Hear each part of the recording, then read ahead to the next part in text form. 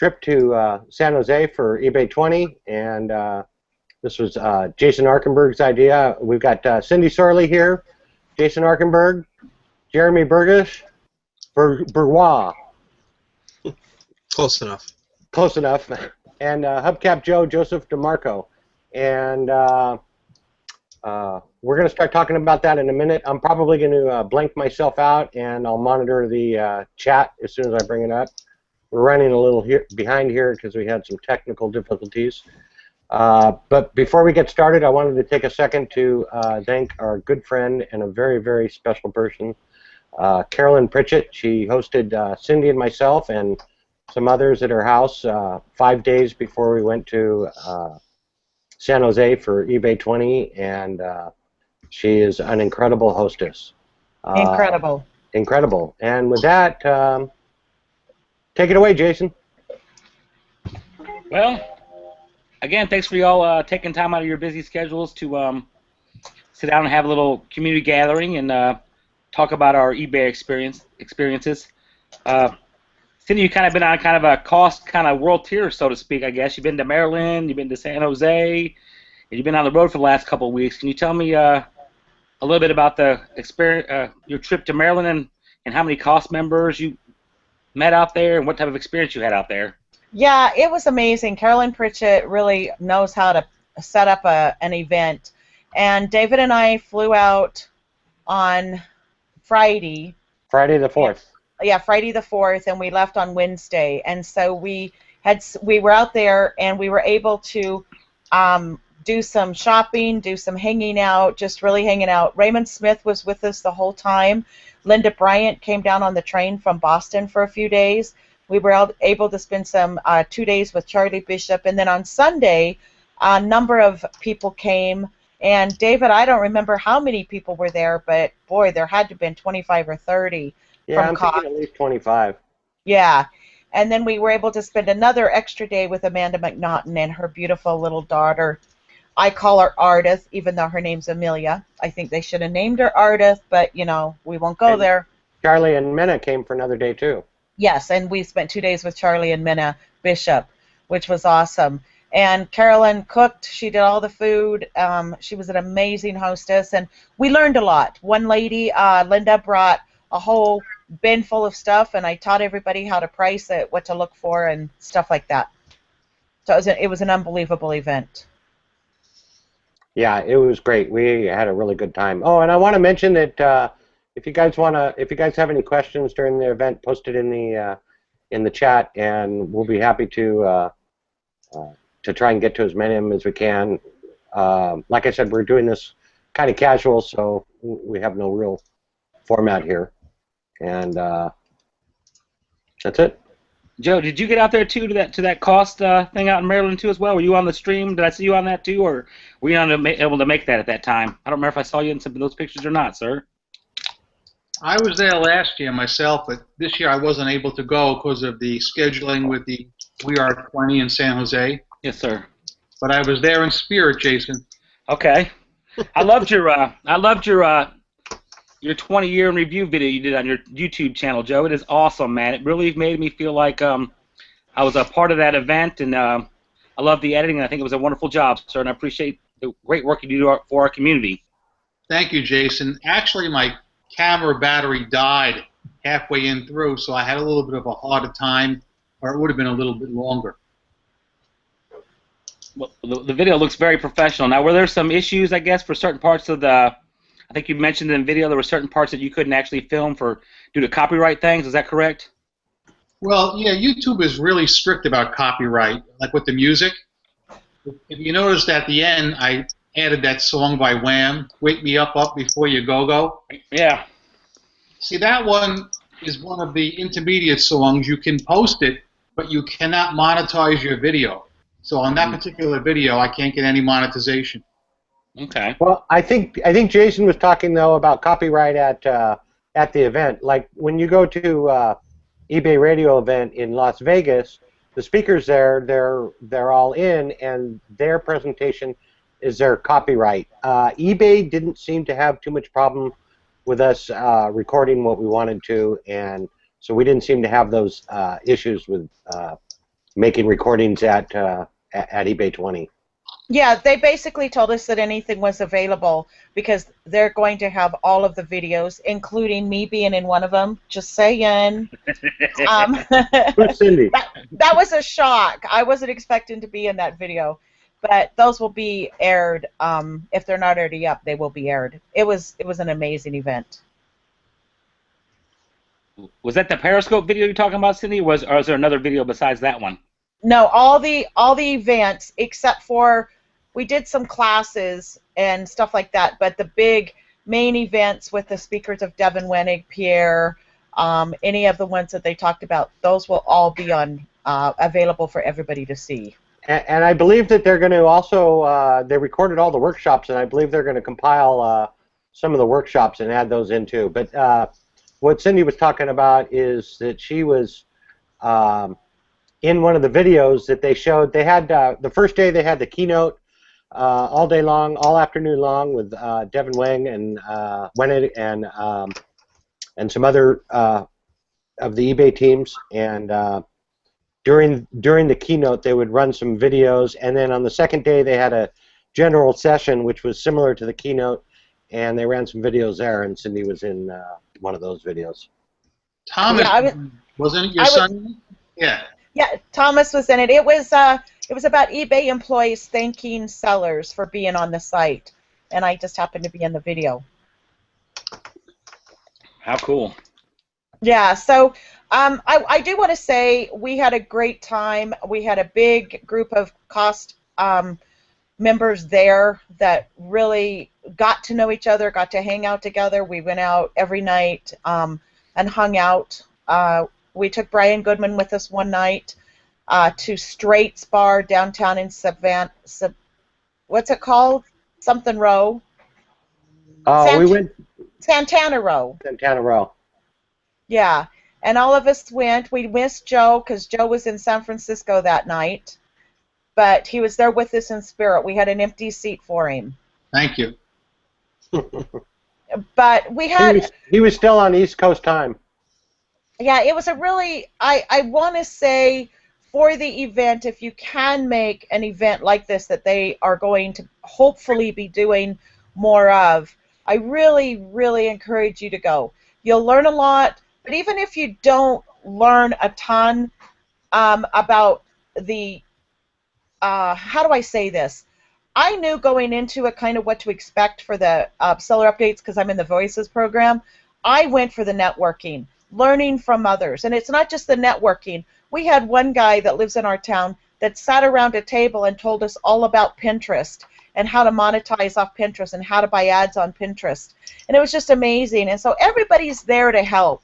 Or most people are there to help, and they will help you. There's not a competition. You know, it's all sellers helping other sellers, and that's what I love about it. That's great. And it seems like eBay kind of opened the doors wide open for you all the sellers too. It looks like those parties were pretty extravagant and pretty well done. Oh my gosh, Jeremy! I think it was Jeremy that said he's never seen so much food and alcohol in one setting. A lot of food. They really took great care of us. It was amazing. Yeah, I mean, they would have food and they would take it out and bring more. There was never a time there wasn't food out at some point in the 2 days. Was it the 2 parties each night then, wasn't there? Is that what it was?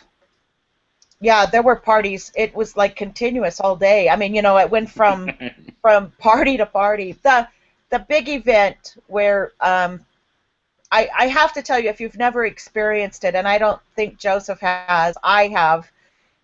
The employees clapping as you go through the tunnel as they're thanking you is pretty emotional. You know, where they're all standing on both sides of the aisles, and you walk down the aisle to go into the event, and all of them are clapping and screaming for you, thanking you. And the first time I experienced that a number of years ago, about 10 or 11 years ago, I was just in tears, and it was pretty impressive, pretty cool. Yeah, it's emotional going through there. It really is. Was that clapping that we saw in your video, Joe? That you had recorded a bunch of the people standing around clapping in that video of yours that you had? Yeah, that was it, Jason. I didn't really expect that. It took me by shock, but I happened to have my camera, so I just whipped it out, and I started photographing it as I went along. They Wow. must have had 500 people lined up, you know, between both sides with us going in, and they were just clapping the whole way and applauding and cheering, and it really fired people up. So they were actually there clapping for you all. Yes, Wow. Wow. that was in celebration of us. That is awesome. Yeah, it's pretty cool. And Yeah. Jeremy, how'd you feel about it all? Oh, I definitely thought them clapping was probably one of the coolest parts of it all. Also, one of my other favorite moments was Pierre coming out, and that was pretty cool to hear, you know, the story behind it. And seems very, very humble, and it's cool that they're getting the laser pointer back to him, which is awesome. Yeah, and they're going to present it to him, I think, or are they going to encase it and display it? I don't know. Well, that's very cool.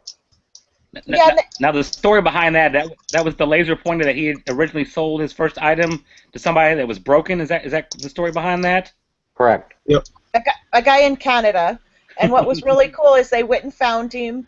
They did a video on him, and he's this older gentleman, and he's so funny, and the video was so well done. And he goes, "Yeah, I didn't like those people dissing on me that I had bought a broken laser pointer, and now look at me now." You know, it was really cool.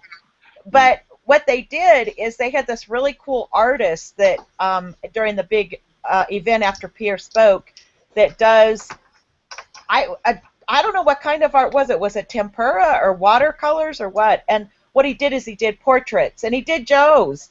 Didn't he do you, Joe? Well, the caricature artist did me. Oh, okay. No, Yeah, the but guy, separate. the guy on the big screen did Hendrix, and I think he did he do Marilyn? And Pierre. And he did Pierre, yeah. And that was awesome. It was incredible. Yeah. And then you ran into Pierre then, didn't you? I saw a picture of you, Cindy, on one of the Facebook pages with you next to Pierre. Yeah. You know me. Oh, sure. What's the term, Cindy, about what is it called? Which one? Oh, OES, over excessive socialization. I suffer. Thomas told me I suffer from that. Yeah.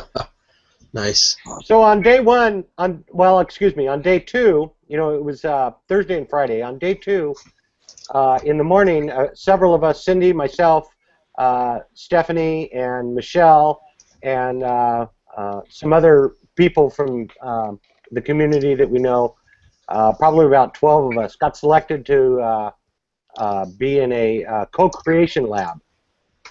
So they had two double sessions. They had a morning double session and an afternoon double session, and we all participated in the morning session. So there was about 10 to 12 community members, and then probably another 9, maybe 10, 11 eBay design from the eBay design team, and we got to go in there and collaborate with them for 2 hours. And our subject was the mobile app, and it was what they wanted us to do is create what we thought would be the ideal mobile app by 2017.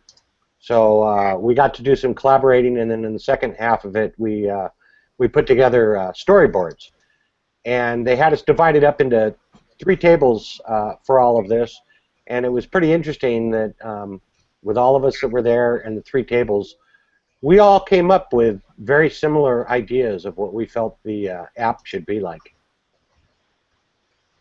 Yeah, And- that was and what really should be cool. included in it, yeah. What were some of the things that you all came up with? Well, it's just the design of the app, how it's supposed to look, and the flow of it, and what we want included in it. You know, we want inventory management included in it. We want it to be simple and easy to use. We want to be able to use it exclusively without having to go back and forth to a computer. But more than that, it was kind of the design of it, and it's kind of hard to explain here, you know, without having our little storyboards that we did of what it looks like. But there were just a lot of very similar ideas. So everybody's kind of on the same page, and it was interesting because then when I went in and did the Seller Hub workshop, a lot of the things that we talked about are actually going to be in the Seller Hub already. They've already been hearing us, and that's what they're putting in the Seller Hub is a lot of the things that we've been asking for. I will tell you, I've been on eBay for since 1998, and or 97. I think I opened my first account in 97. For the first time, I mean, over the years they've listened and they've really taken what we say to heart.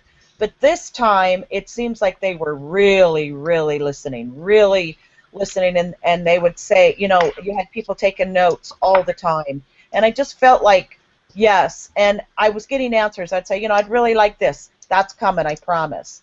You know, and I think the thing I was most excited about was Jordan Sweetman, who's the vice president of, David knows the exact title he is. He was there till the very end on both days. He left when we did. We were the last ones out. But he really took a lot of notes, and he listened to us, and I think that's something that we really feel as sellers, that many times we're not listened to, and I really feel like we were being listened to this time. And I think it's really important because I'm already seeing some changes with some things that are happening. I mean, they're working on reworking on the mobile app now currently, aren't they? Haven't they made a few changes here in the last week or two? My wife's kind of noticed a few. Yeah, what they're doing is the mobile app will be the same for all devices, so it'll be a universal app. So at the end of all of this, it will be on Android, Windows, whatever, all the devices will be on one universal program, so that there won't be any issues, you know, so that everybody will have the same problems. What they basically did is they took it from the ground up and built it. They realized that they, you know, had a wonderful, wonderful program, but they needed to really make it ready for the future.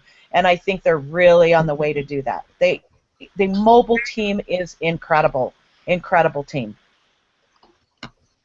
I'd like to also mention that I think that the new teams that they're going and the new direction that they're going, they're focusing more on us. People had begun to feel that that they weren't focused on the smaller seller anymore, and call me foolish for believing what I heard, but I think that they're going to start focusing more on us as smaller sellers and not just the giants. And I agree. What do you think, Joe? Because I know that you've always been very critical, you know, in your shows of different things that are, no, I'm serious, different things that eBay does. And what was your feeling, and how do you feel about it? Well, I agree that eBay is definitely listening to us. And Cindy had mentioned that she was very impressed with Jordan, as I was too. But I was lucky enough to talk to Steven, this gentleman here. You guys know him? Steve Bohm. Steve Bohm. He's a head of customer service. Right. What I did was I printed up a list. I'm trying to reach it over here. I want to show you guys.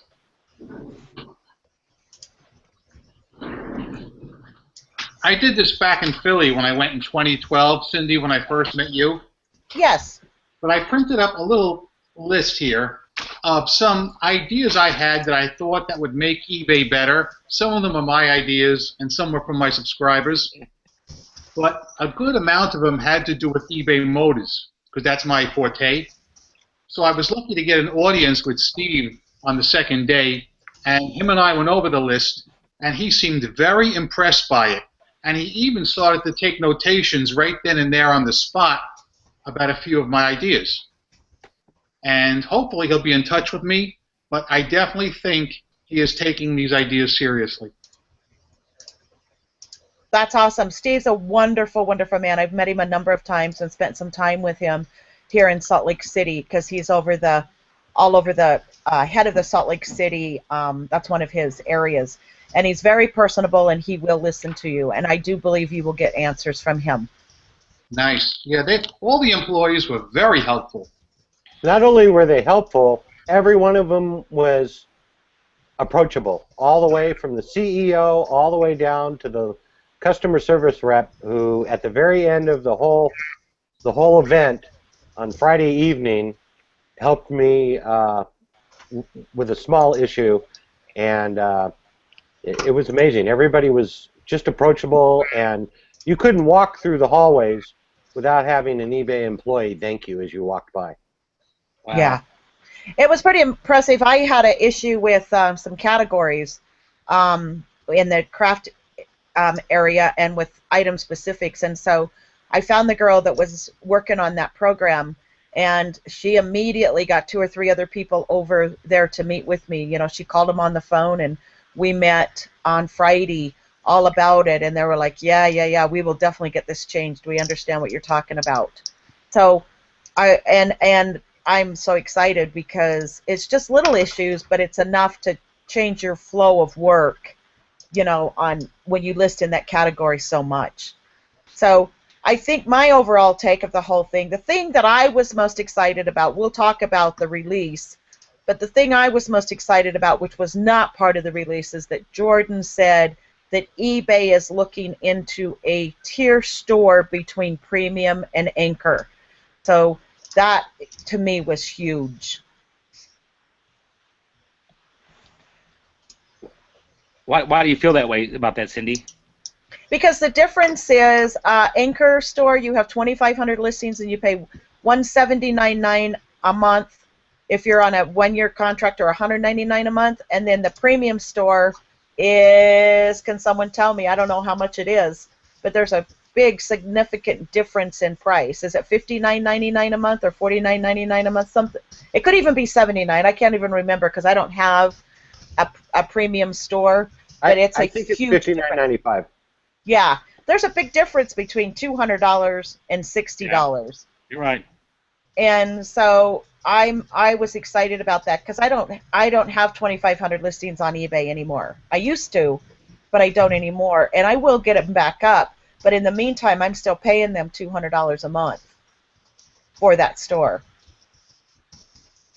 So Was there much talk about the pay for promotions, so to speak, too? We've been experimenting with that in our store with you pay a certain percentage for more exposure.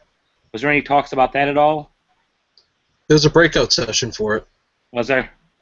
And I attended it. You know, it seems like a good concept. It's you know, they've only rolled it out to certain categories for now, but when they do roll it out to other categories, I'm certainly going to give it a try and see what happens, because you don't pay unless it sells, which is really good. So That's correct.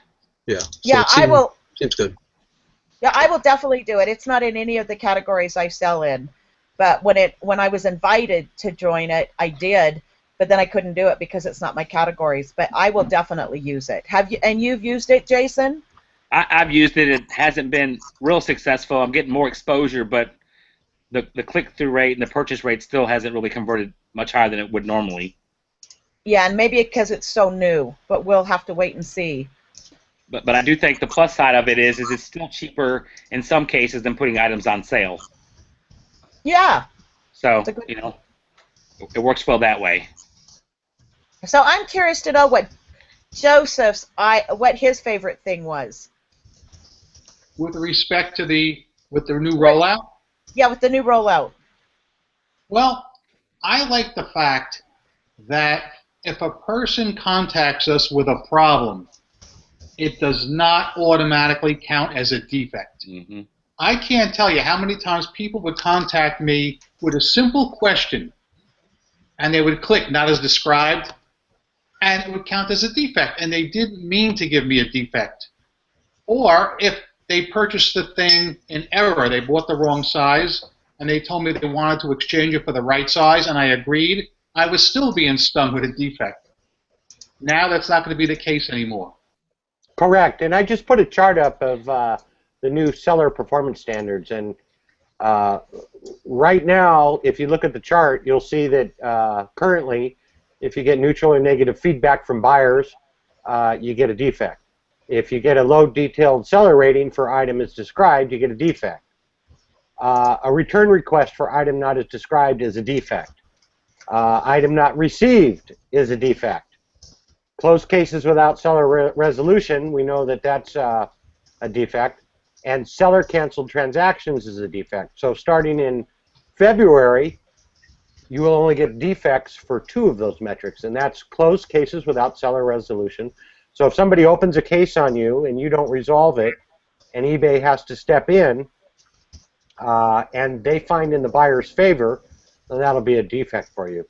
And seller canceled transactions. So By February, you guys all need to have your ducks in a row and make sure that you have your inventory correct and straight, because you don't want to be canceling transactions, because that's going to be part of your defect rate. I'll bring up the new defect rates in a second, the new defect numbers in a minute.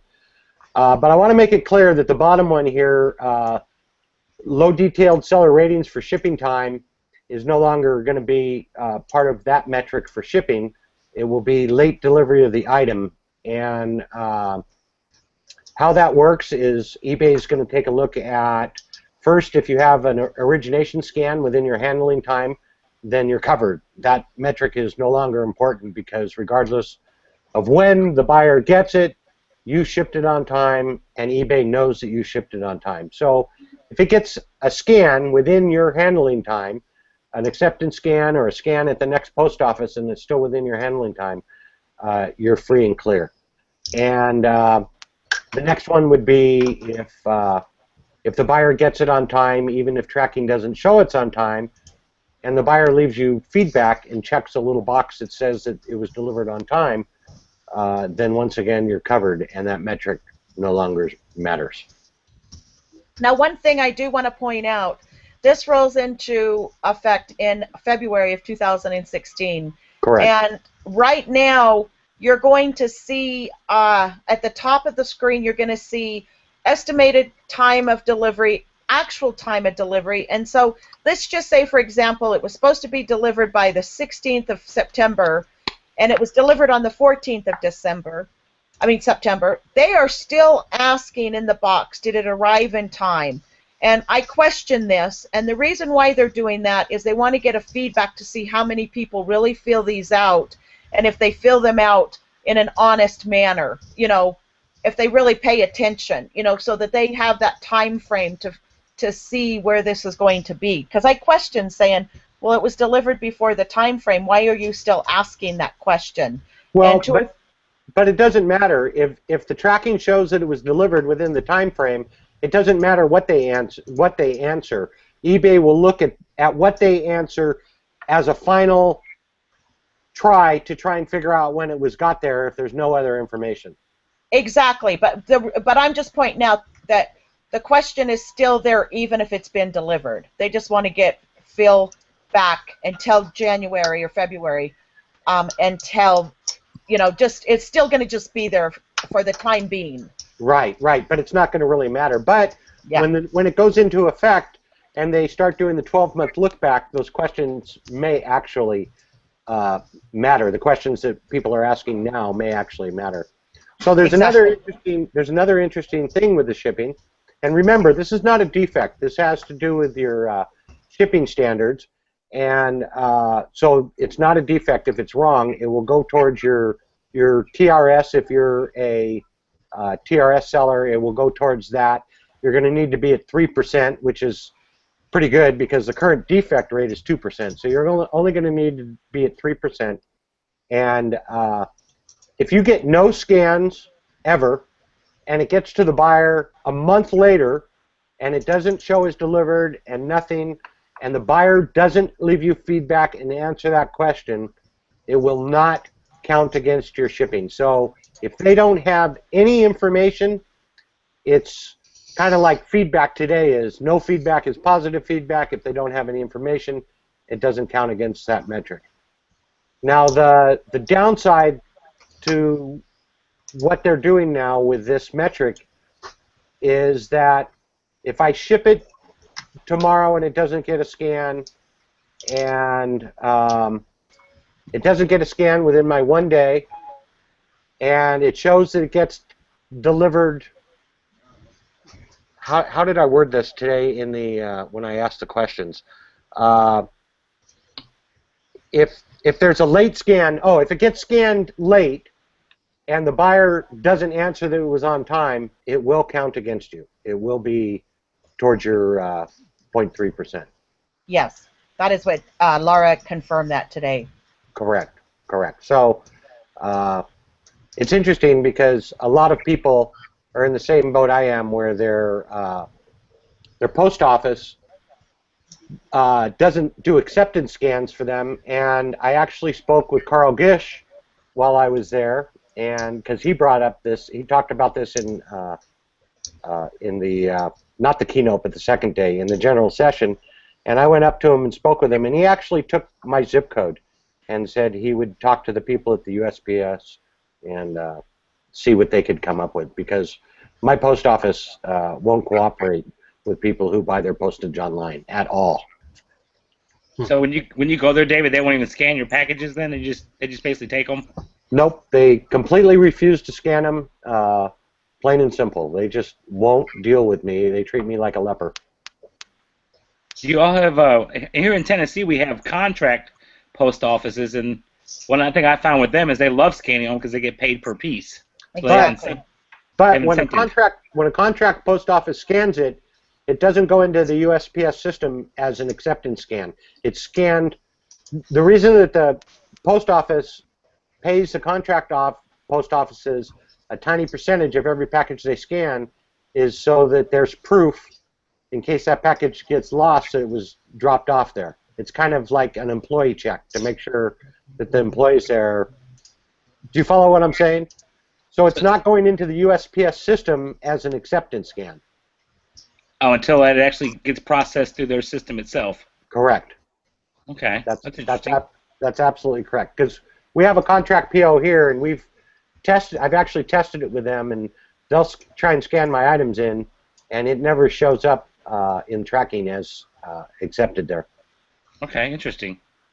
I just assumed it was the same because it's contracted, but I guess that's not the case. No, the only ones that get uploaded to USPS is when you purchase postage at the contract office. That goes into the system. Interesting. And that's it, yes. But I think those seller standards to me look pretty fair on that, really. I mean, it looks to be like most of that isn't within the seller's control except for the minor part of the shipping part. Exactly. They've really made it less subjective and more objective. But I can see that there still could be some issues. But once again, and I'm going to put this other graphic up. Let's see if I can get this up. Okay, so these are going to be the new defect rates. And so now that there's only going to be 2 possible ways to get a defect, to be top rated, you've got to be at 0.05% instead of 0.2%, or instead of 2%. And all sellers have to meet what used to be TRS standards. But if you resolve all your open cases and you don't cancel transactions, you'll never have a defect. So that's good. For closed cases without seller resolution, you're only allowed 0.03, which I actually think is what it currently is. And for late shipment, it's 3.0%. So that's a pretty good metric right there. Yeah. Yeah, I'm really pleased with everything. As a heavy buyer on the site, I have become the victim of a number of cancellations from sellers, and it's very frustrating when you're expecting an item and you are told 3 or 4 days later that they've got to cancel the order, and you've already you're expecting it. So I think this was huge from a buyer perspective for me to be a little bit more covered as a buyer, that sellers are going to get really dinged for this. So it means that I have to really do my inventory, because I've been selling a lot of my inventory in the Facebook group and forgetting to take it off of eBay. So I'm really working on that to make sure I don't have anything like that. So, and I think everybody should do that. That's huge. So we're going to back up a tiny bit. Gladys said, Cindy, Lane Davidson wants to ask Cindy if the category she's talking about is sewing patterns. No, sewing patterns, to me, I was absolutely thrilled with what they did with the change. I know Lane probably was not happy. What they did is they merged all women's clothing, they moved all children's clothing. The problem is it was the most miscategorized category on eBay after electronics. And it was, sewing patterns were everywhere. And so, no, my issues with the craft section were item specifics and what they had style and stuff under, and they didn't have a hand weaving, and a couple of other categories that they needed. But I helped them actually with the sewing categories. I know there's a lot of people that are not happy, but I think overall it will be better for sellers, to be honest with you. And I'll explain that on the next talk, on the next group we do. I'll do a little story on why we chose that. Very cool. Anybody want to talk about the new Seller Hub? Jeremy. Put me on the spot. Well, I just go back to the standards a little bit, and I just think we realized that eBay realized that they maybe stepped a little bit too far when they came up with this defect program a while back, and like we said earlier, they're shifting their focus back to the seller, and they realize that unlike other e-commerce sites, without the seller, I mean, they're really nothing, and as well as the buyer, but the seller is really what runs eBay, and that's just the whole theme of the event. Seemed like they're realizing that, and they need to shift their focus back on, and with the new defect rate, I think it's about time. I'm glad that they're doing it. It'll be tough to wait till February, I guess, for some people, but I know I recently had some issues with a pre-order item that I did, and that really spiked my defect rate, and I was worried for a little bit about my my ability to sell on eBay. So I think these changes are going to be really good for the small and medium sized business that sells on eBay. So the Seller Hub, I'm not an expert about it. I heard a little bit about it at the event. I really was hoping that they would roll it out to the folks that took the trip to San Jose, and we could get it right away, but we'll have to wait a little bit. But it just seems great that they're creating this hub to allow sellers to have all of their information in one centralized location rather than having to use the applications on the website, go to dig through everything to find all the information you need about your sales and your listings and your performance, and now it's all going to be in a centralized location, which is a breath of fresh air for I think all of us. And included in the new Seller Hub is going to be a new listing form, so I'm excited about that because the current Sell Your Own form that we have is pretty clunky and pretty glitchy, and things don't stick, and sometimes you'll list something, you'll remove free shipping from it, and then when you go to list it, free shipping is still there, or maybe you wanted best offer, or you didn't want best offer, and it ends up coming in the other way. Prices wouldn't stick. Sometimes you'd have to save the draft and open it back up to get to be able to change from flat shipping to calculated shipping. So this is long overdue to have that age-old clunky form redone. So we'll be able to do these straight from the Seller Hub. Yeah, and I'm excited about it. It'll roll out in October for those that signed up, and then eventually it'll be it'll be by the end of the year, from what I understand. But I was excited for people like Joe that's got a lot of hubcaps. It'll have inventory control, so for anybody that sells multiple quantities, like me on my wholesale orders, I'm excited about it because I'll be able to look at it and be able to go, wow, I'm down on that. Let's get that order into that company. Because I use distributors and, I place most of my orders every Wednesday, but now I'll be able to really look at it and place my orders, on different days. So I'm excited. I think this is going to be exciting. One thing that I wanted to point out, which I thought was interesting, and I can't tell you who said this, but they said that, how eBay pushed this free shipping, free shipping, free shipping, free shipping. Well, now they're saying, for those that have multiple quantities, maybe it may not be such a good idea to have free shipping because people will buy more. Well, I've been saying that for how many years, and to hear an executive say it, I was like, wait, can I get that on tape?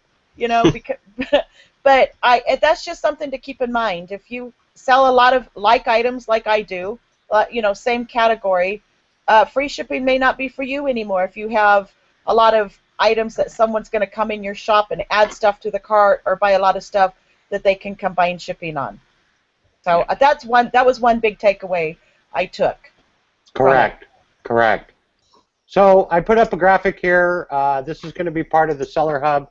They're going to have recommendations for pricing and to be able to study your competitor, which is very cool.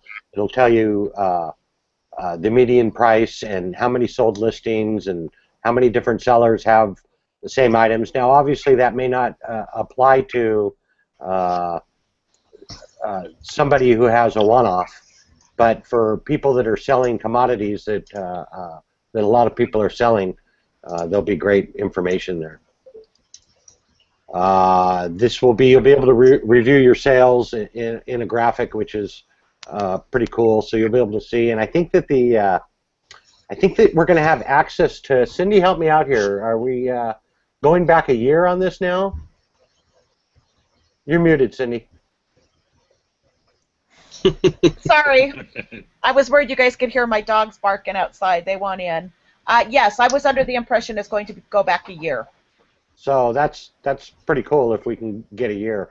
Also, we're going to have a lot more access to stored data that eBay's kind of been keeping tucked away before.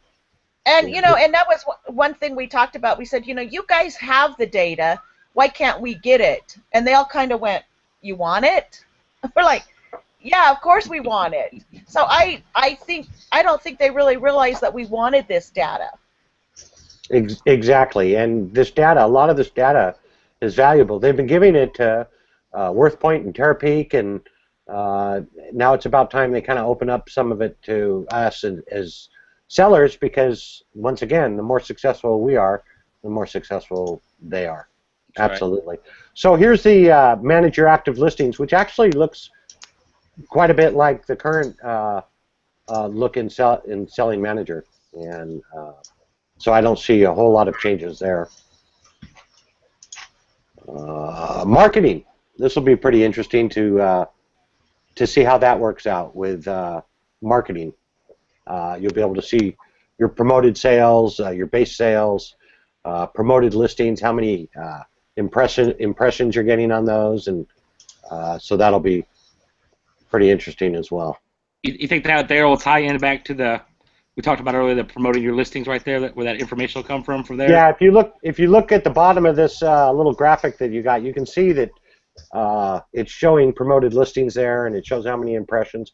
I'm sure if we could scroll down on it farther, which I can't, you would see more information there. And on the right hand, you see how many promoted listings you have.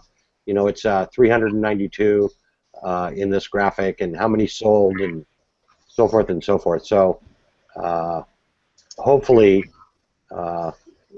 once again, the Seller Hub is going to have all this information in one spot, whereas right now we've got to go to Manager Store, and it's all split up in sections. So it'll be nice when they get it'll show one spot.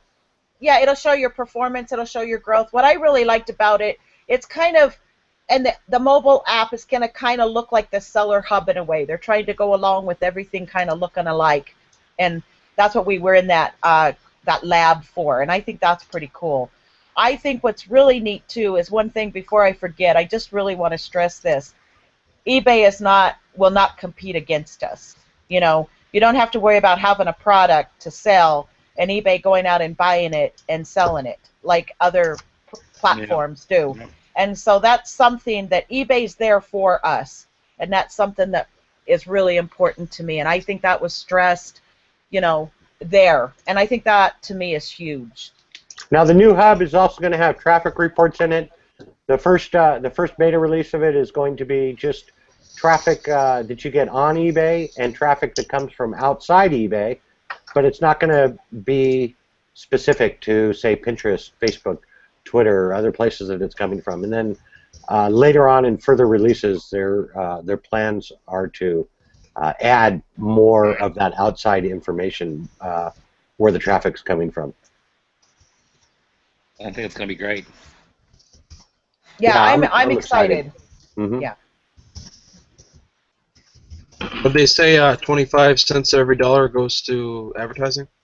They did say that. Every 25 cents of every dollar of revenue, they're putting back into advertising. So, you know, the ads that you see on Google, Facebook ads, anywhere that you see them, that's all 25% out of every dollar of revenue is going back into advertising to drive traffic to all of us. Wow. You. No, I'm just kidding.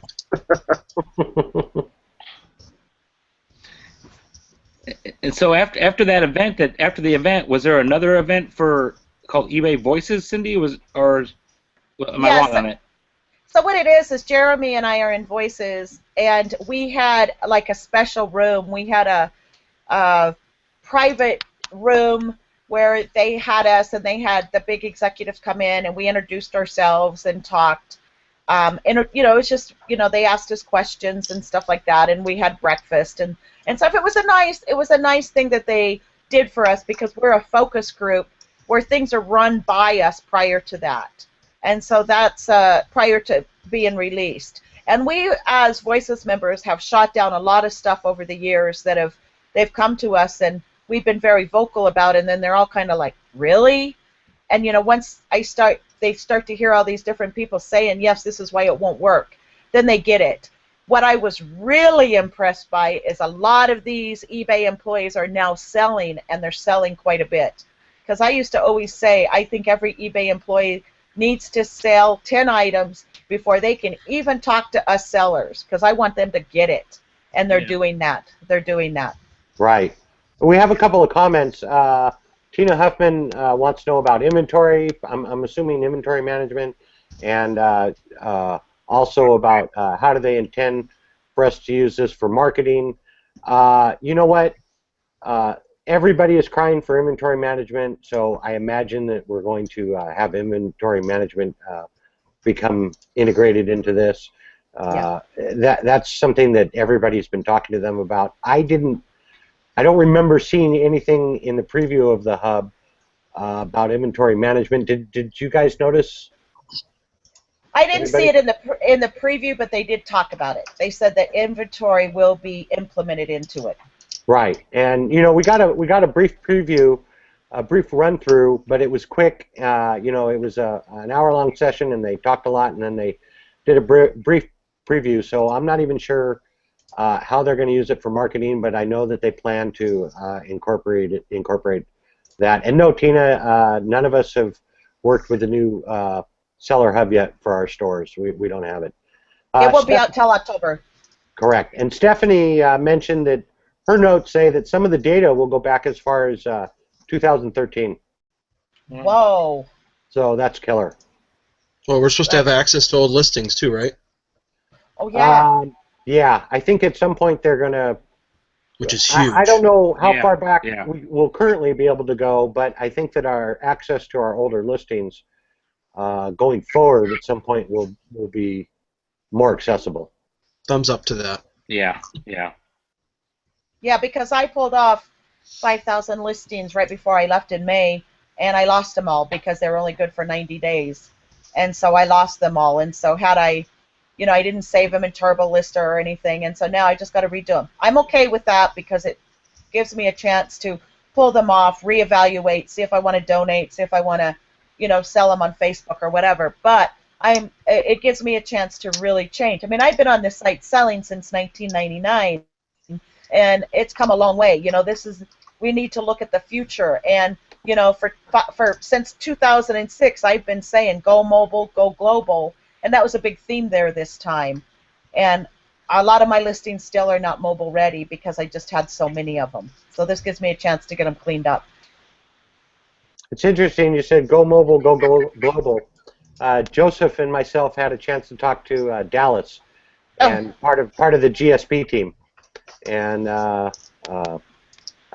talked to Dallas several times throughout the event, and Joe knows that, and he's now a supporter of the GSP also, and I love it. But even as much as I love it, there's still some pain points, and they've been hearing us, and they're going to try and address some of those pain points and maybe make the global shipping program a little bit more, what's a good way to put it, Joe? User selectable? Appealing? Not appealing, just give us more choices. More customizable. That's a better word. More customizable. That's awesome. One thing, I don't use the GSP program because I ship mostly patterns and I don't ship a lot of heavy items, but if I shipped heavy items, I would definitely choose the GSP program for that item. But we've got one girl in our group who loves the GSP program because it just makes it easy. And she said, I don't have to worry about it. It gets to Kentucky and I'm done. And that's what she told me yesterday. And you know what? That is what I love about eBay is they give that option to you. You can choose. Right, and no solution is a one-fit solution for all sellers. So having that option there is allowing people like Joseph, like Raymond, who now uses the GSP to ship globally because you guys weren't shipping globally before. And I know that Joe's had a big increase in global sales since he started it, and I thought I heard Raymond Smith mention the other day that 75% of his items were going overseas, and wow. yeah, that's pretty incredible when you think about it. And we pounded on Raymond for 2 years to start shipping globally. Yeah. There was one question I wanted them to answer. Go ahead, Joe. I just had a global sale tonight, as long as we're talking about the global shipping program. Good. Going to Norway. Cool. Any Awesome. regrets? Any regrets getting into it, Joe? One regret, that I didn't do it sooner. Awesome. Yeah, I use it as well. The one question they really couldn't, or I guess didn't answer in the session was, and they did speak about sellers kind of wanting to see what the buyer sees, because occasionally I'll get questions from people overseas and saying, you know, this price is ridiculous, what can you do? And I feel like I have to explain the program to them. I think eBay needs to do a better job educating them on what they're seeing is the whole package. When you get it, you're not going to be paying the extra fees or whatnot. And I think it sounds like they're going to do something to allow the seller to see what the buyer is seeing, you know, the whole price. I don't know how long it's going to take to get there, but the one thing that I really want to know is, you know, are we scaring buyers off because the price is too high? And are we doing it? Is eBay doing a good enough job educating the buyer of the whole package is there, not just, you know, but it remains to be seen. I still use it. I haven't had any issues with it, so, but I think I need to take a look at all my listings and make sure that I'm using it appropriately and not maybe not a blanket approach is the best way to go. Absolutely. A blanket approach to either all or nothing, I don't think is good, is the best practice. Let's put it that way. I don't think it's the best practice. I think that there are items that you want to send through the GSP and there are items that you want to mail on your own. And, you know, Canada's... Go ahead, Cindy. No, I just want to say something about that. Michelle contacted me last night, and she said, I sold this Snoopy's cross-stitch pattern, and I felt horrible. They paid $20, and they have to pay $20 shipping because they were charged the customs fee, and they were charged, you know, the GSP fee and everything. She could have shipped it for $2.35, you know, and she felt horrible, and she said, but it's so easy. So that's something that we have to look at, like you said, David. You know, a needlework leaflet's not for the GSP program. Right. It's definitely not for the GSP program, and unless you are having problems shipping them overseas, and you know, if they're getting lost or mishandled or something, then maybe the GSP would be for you. But in general, no. I mean, we ship thousands and thousands of first-class, lightweight first-class items and don't have problems. And if you've got all your ducks in a row, you shouldn't be having problems, even if you're shipping to Brazil and Russia, you know, and some of the ones that are a little bit higher risk. Yeah, we don't use it, but we're willing to take that risk just because of the fact that it would, I think, would cost us sales. I agree. I agree, because nothing you ship is over 2 pounds, right? Yeah, it's that's right, between 1 and 2 pounds. Right. So for you stick clothing in a poly mailer and send it on its way, and you know, out of the amount of pieces that you're sending, if you lose one, it's just part of the cost of doing business. Mm-hmm. And we've accepted that, and we just run with it and go on as it, like you say, the cost of doing business. That's right. But if you're going to, because of the being able to save the buyer money shipping it yourself, in that for those lighter items, you're getting more volume, so the volume is covering the any losses that you might have. That's correct. It's worth the risk to us. That's right. Now, what a lot of people don't understand about the GSP is that a lot of items actually ship cheaper through the GSP, but once they because the GSP gets such good rates because they buy in such bulk that their shipping, in many cases, especially items that are over maybe 2 or 3 pounds, their rate's actually better, but then because they tack on the import charge, it seems higher, and a lot of those buyers in some of those countries are still going to have to pay that import charge even when it gets there. Yeah. So you may ship something on your own for $12, and the global shipping may charge them $24 to ship it, but when you ship it yourself and it gets there for $12 and they got to pay another $12 on top of it for import fees, comes out to the same. Yeah. Yeah, I see what you're saying. Yeah. David, go ahead, Cindy.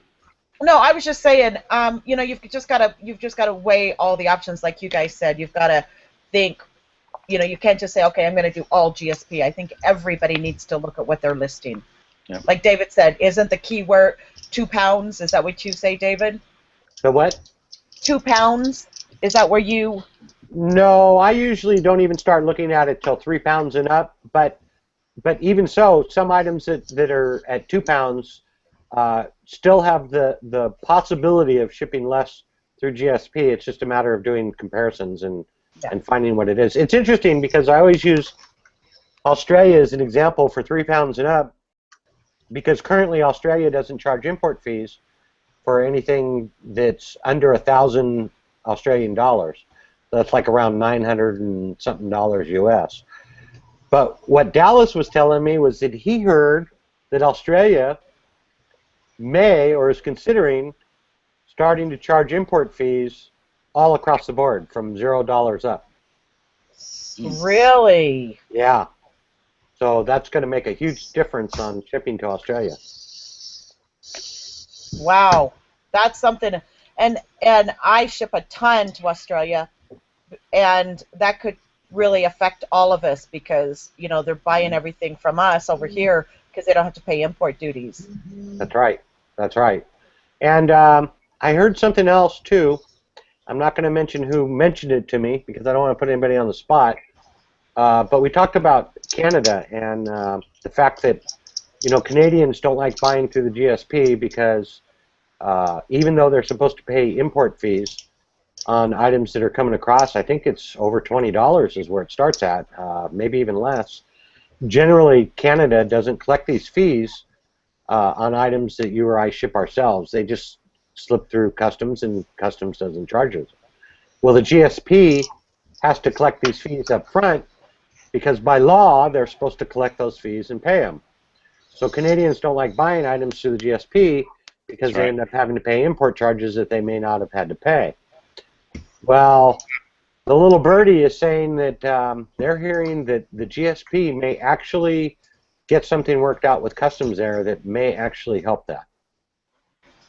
Where they won't charge it. Where they won't charge it. Yeah. So I don't know. Maybe Canada's going to revamp their import laws. Who knows? I don't know what's going on. It was just a little murmur of a possibility that the GSP may be able to solve that issue for us in the future. That'd be great. Yeah.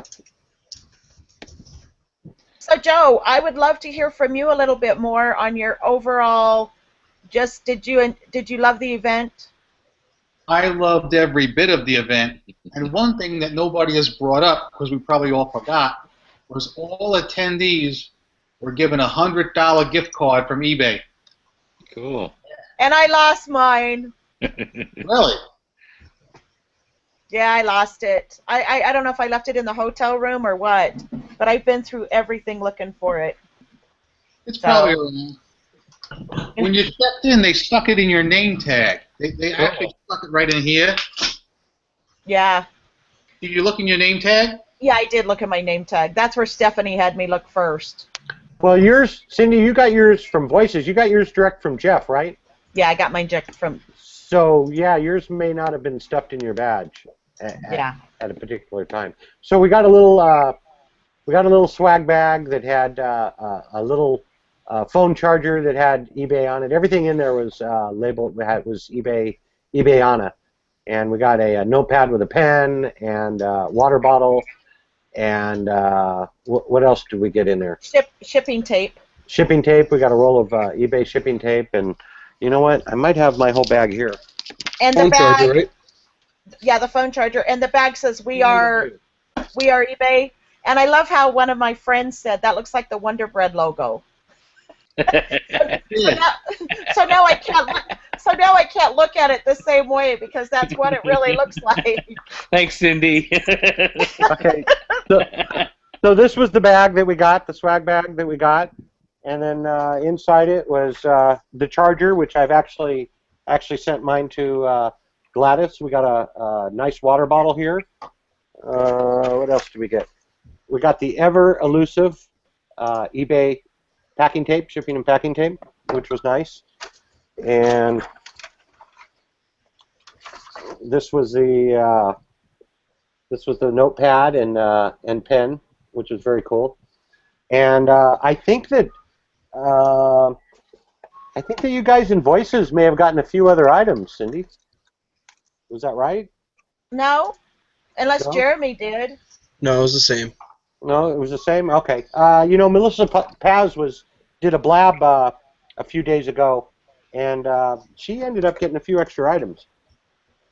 Well, that's because she was an influencer. Ah, that could be it.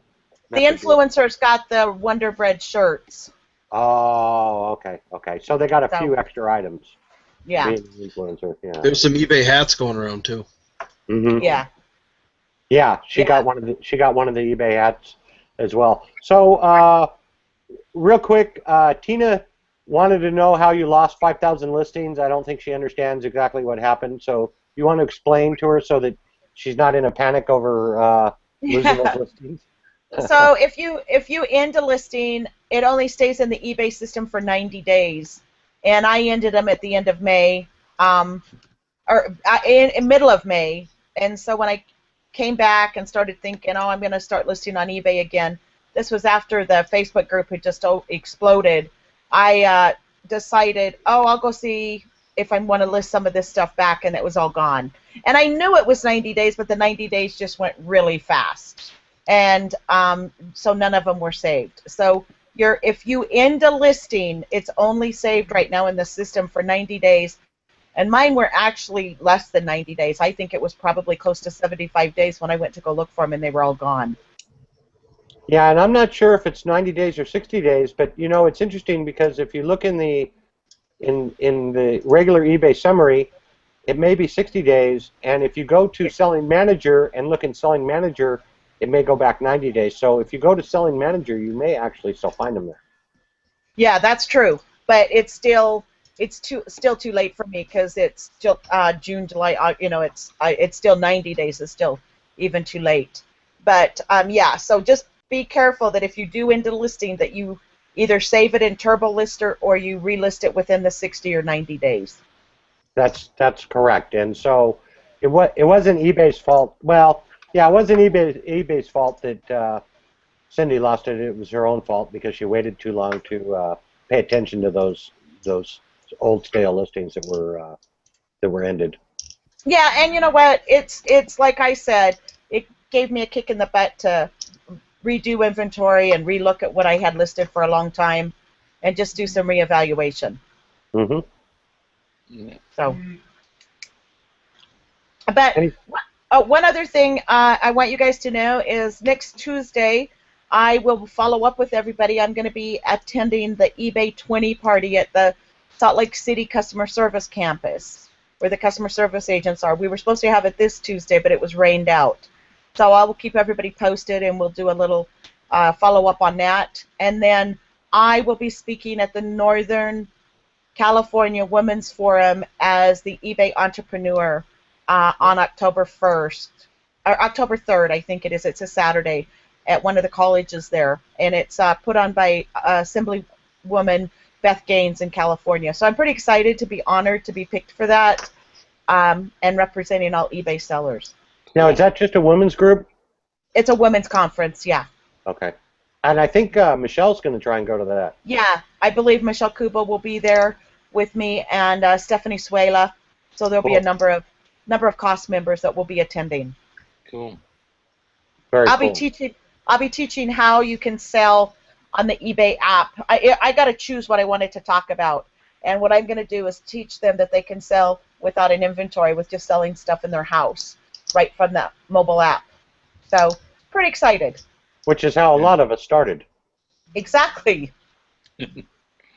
Exactly. So would part 2 of that class be the selling in the thrift market checkout line?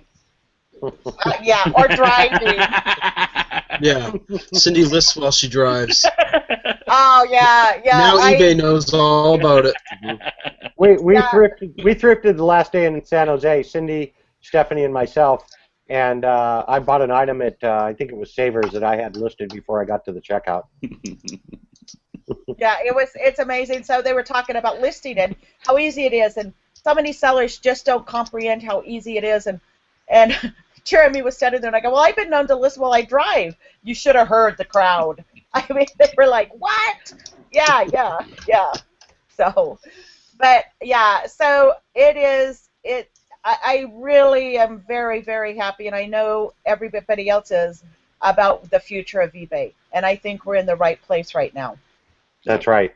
And Tina wants to know if we're done with the seller update. We kind of are for tonight. You know, it's still kind of new to us all, and we're still processing it, and we're actually still reading the updates again. And I suggest that everybody goes and reads the updates and keeps in line with the updates. Joe, when are the webinars? Was there a webinar today? Did I miss it? Yeah, there was one that I missed myself. Not a webinar, one of those live chats. I was in that. Well, I saw the live chat, but I thought that there was a webinar tonight. Is that not till next week? Right, the webinar I think is next week. Yeah, it is. Okay. So there's going to be 3 different webinars coming up that everybody should register to watch, and they're going to be talking about. I wish I could find seller standards, shipping time, and something else. And something else. Maybe the hub. That's good info. And the hub, yeah. And so they'll be discussing those, and there'll be great information there. And you should register for it, even if you can't watch it live. As long as you register for it, you'll be able to watch the replay of it, and they'll be answering a lot of questions there. And they're going to be answering questions from now until next year about this. So you have plenty of time to learn about it and start preparing for it. In fact, you should be preparing for some of the new standards. You know, now getting ready. Make sure that your inventory is correct, and the standards are pretty simplified now. They're way easier to understand than the current ones we're in now. Now there are going to be 2 requirements to keep top-rated seller, and that is a change. There is a change to that. You will have to offer 30-day return policy and 1-day shipping. Yep. And That's so, for those of you that drop ship, if you can't get your items out in 1 day, you know, that may affect you as a top-rated seller, so you may need to rethink what you're doing. But the 30-day return policy, I asked today if we're still going to be able to have the return policy box. I was told that it was leaving, and I did not get an answer on that. Now, the new return policy, I believe, is going into effect this month, if it's not already in effect. And so I would go to the 2015 Fall Seller Update and read about the returns. They're going to be simplified, and the nice part about it is returns for not as described aren't going to be a defect anymore. So we can be less afraid of buyers making a mistake by choosing not as described because they want to, you know what I mean, and getting a defect from that because they don't want to pay for shipping or whatever. And they're going to try and, with the new standard, they're going to try and keep the power of how we handle our returns in our hands. Exactly. But they're going to simplify the whole process, so that'll be really great. So I just want to tell you guys, I think the most important thing you've got to keep in mind is have your inventory so that you don't cancel any orders, because that's a defect. Ship on time. You know, don't say, you know, oh, I've got until tomorrow, I can get my label out. You know what? If you've got it, if you've got it there and you can get it shipped, get it shipped. You know, don't delay. And then the other thing is work with your customers. If your customer has an issue, deal with it and get it taken care of. And look at it as a business and put yourself in the buyer's hands and say, you know, how would you feel as a buyer? You know, treat them right. I agree. Take care of your buyers. And your buyers come back. And your buyers will take care of you. Yeah. David, do we want to go ahead and start wrapping up? It's been about an hour. Do we want to go ahead and close out? Anybody have anything to add? Joseph, Jeremy? No, I think we covered quite a bit. I have one more question. It's been a pleasure joining you, good people, for my first time. So thank you for having me on. Sure. What you got, Jason? I just want to know one thing about your experience with meeting Jack. You said he had 4.5 million feedback on eBay? Wow. I've known Jack for years. I was introduced to him by John Donahoe, the former president of eBay. So every time I get to see Jack follows me on Facebook, and we've met a number of times. And so I always joke that when I grow up, I'm going to be Jack. He owns E4 City, and he's the only seller that's got a conference room named after him at eBay. One of the nicest, most humblest guys you've ever met. Cool. Super guy. Cool. Yeah. Very impressive. Hey, Cindy, I want to mention one thing. Susan Arrington said, can't you go to your invoices and find the listings that were listed that show up on your invoice and see if you can get to them from there? Yeah, I can, but a lot of them, I don't know what they all are. I mean, you know, I sell thousands of items, and that by the time I could list faster than I could find them. Sure. You know. And a lot of them are items that I didn't, you know, that I haven't sold. I mean, you know, there were one-ups. I mean, the only way that I could go look at invoices is if I had multiple quantities. And those are the ones I didn't pull down because I knew I always had multiple quantities of those. Right. So today, I have to tell you, I had to call in a designer favor because I sold an item on Facebook and didn't pull it off eBay. And I called the designer and said, can I send you a PDF? I owe you. And she said, absolutely. So she mailed it for me today. But boy, watch your inventories. Yeah, that's going to be the pain point for defects is inventory. If you don't have your inventory right, that's where you're going to get hurt, is having your inventory right. So get on top of your inventory. Go to justaskgladys.com and send her a message, and she can help people with inventory. I know that she's really up on her inventory control, and it's a great place to start. Absolutely, highly endorse that. Mm-hmm. All right, everybody, we're going to wrap it up here. Thank you, Cindy, Jason, Jeremy, Joe. Loved having you here. And if you guys like our shows, we'll continue to do them. Just let us know. Yepers. Thank you all. Love y'all. Good night. Good night. Good night. Good night.